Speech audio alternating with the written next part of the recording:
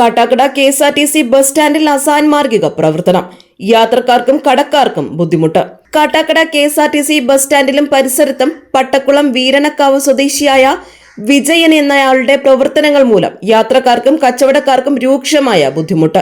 കഴിഞ്ഞ കുറച്ചു നാളുകളായി ബസ് സ്റ്റാൻഡിലെ കടകൾക്ക് മുന്നിലും ATM കൗണ്ടറിലും ബസ്സിനകത്തും നിരന്തരം മലമൂത്ര വിസർജനം നടത്തുന്നതായാണ് പരാതി. കഴിഞ്ഞ ദിവസം ബസ്സിനകത്ത് വിസർജനം നടത്തിയതിനെ തുടർന്ന് ഒരു സർവീസ് വരെ നിർത്തിവെക്കേണ്ടി വന്നു. കൂടാതെ യാത്രക്കാരായ സ്ത്രീകളെ ശല്യം ചെയ്യുക, കടകളിൽ നിന്ന് സാധനങ്ങളും ഭക്ഷണവും എടുത്തുകൊണ്ടുപോയി നശിപ്പിക്കുക, കടകൾക്ക് നാശനഷ്ടം വരുത്തുക എന്നീ പരാതികളും ഉയർന്നു വന്നിട്ടുണ്ട്. ക്യാന്റീനിൽ നിന്ന് വാങ്ങുന്ന ചായ ഗ്ലാസ് യാത്രക്കാർ കാത്തു നിൽക്കുന്ന സ്ഥലത്ത് എറിഞ്ഞു പൊട്ടിക്കുന്നതും പതിവാണെന്ന് കടക്കാർ പറയുന്നു. യാത്രക്കാർ ഇരിക്കുന്ന ബെഞ്ചിലും കസേരയിലും പഴകിയ വസ്ത്രം ഉപയോഗിച്ച് മലം തേച്ചു പിടിപ്പിക്കുന്ന സംഭവവും ഉണ്ടായിട്ടുണ്ട്. സംഭവം നടന്നു ഞാൻ രാവിലെ കട തുറന്നിട്ട് ഒരു 10-15 മിനിറ്റ് ആകുമ്പോൾ അങ്ങനെ വന്ന് പഴം എടുത്തുകൊണ്ട് പോകും. ഇതിങ്ങനെ സ്ഥിരമുള്ള പരിപാടിയാണ്. അവിടെ 2-3 പ്രാവശ്യം ഒരു പരാതി പറഞ്ഞ് പോലീസ് സ്റ്റേഷനിലും പോയി പറഞ്ഞ് അതിനൊരു പരിഹാരമില്ല. ഇത് എന്നും സ്ഥിരമായിട്ടുള്ള പരിപാടിയാണ് നിങ്ങൾക്ക്. അപ്പോൾ അതിന് എന്തെങ്കിലും ഒരു പരിഹാരം കാണണം. കഴിക്കാൻ വേണ്ടി തന്നെ എടുക്കുന്നതാണ്. പക്ഷെ എന്ന് എടുത്തൊരു കഴിക്കാതൊന്നും ഇരിക്കില്ല. പിന്നെ അപ്പുറത്തെ കടയിൽ നിന്നൊക്കെ ഗ്ലാസ്സൊക്കെ വാങ്ങിച്ചെറിഞ്ഞ് പൊട്ടിക്കും. അത് സ്ഥിരമുള്ള പരിപാടി. ഇന്ന് വൈകുന്നേരം ഇത് ഇപ്പോൾ ഒരെണ്ണം, അതായത് 7 മണിക്ക് ഇപ്പോൾ 2 എണ്ണം എറിഞ്ഞ് പൊട്ടിച്ചോളാം ആ ചായക്കട ക്യാൻറ്റീനിൽ. അങ്ങനെ പോകുന്ന വഴി അടുത്തുകൂടെ പോകാൻ പറ്റാത്തൊരവസ്ഥയാണ്. അത്രയ്ക്കും നാറ്റ് സ്മെല്ലും എല്ലാം. 1-2 ഒക്കെ അങ്ങനെ മുണ്ടിൽ തന്നെയാണ് സാധിക്കുന്നത്. അവർക്ക് ബുദ്ധിമുട്ടാണ്, ഇവിടെ ഉള്ള കടക്കാർക്കും ബുദ്ധിമുട്ടാണ്. പുള്ളിക്കാരൻ എന്ന് പറഞ്ഞാൽ ഇവിടെ വന്ന് കിടക്കും. രാവിലെ നമ്മളിവിടെ കട തുറക്കാൻ വരുമ്പോൾ ഇവിടെ സാധിച്ചു വെച്ചേക്കും. പിന്നെ അവരെ വിളിച്ചാണ് അത് ക്ലീൻ ചെയ്തെടുക്കണം. ആകെ ശല്യമാണ്. എന്തെങ്കിലും ഒരു പരിഹാരം ഉണ്ടാക്കണം. ഇവിടെ ഡിപ്പോയിലല്ലേ നമുക്ക് പറയാൻ പറ്റുള്ളൂ.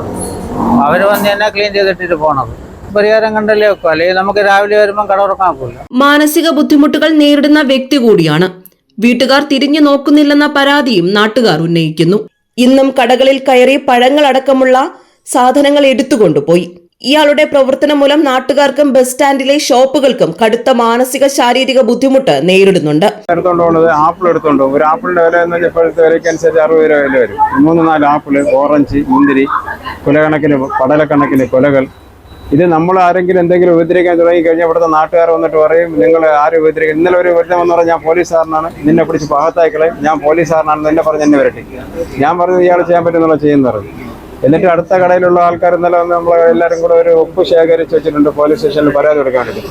KSRTC പറഞ്ഞിട്ട് പോലും ഇതൊരു കാര്യങ്ങൾ നടക്കുന്നില്ല. അപ്പോൾ ആളുകൾ കാണുമ്പോൾ നമ്മൾ ഈ വയസ്സായ ആളിനെ ഉപദ്രവിക്കുന്നതിന് തോന്നും. അപ്പോൾ നമ്മൾ അത് ചെയ്യാതിരിക്കണമെങ്കിൽ സാമൂഹ്യ പ്രവർത്തകരും മറ്റേ പഞ്ചായത്തും പോലീസും കൂടെ ഇതിനൊരു പരിഹാരം കണ്ടേ മതിയാവുള്ളൂ എന്നാണ് നമുക്കിവിടെ പറയാനുള്ളത്.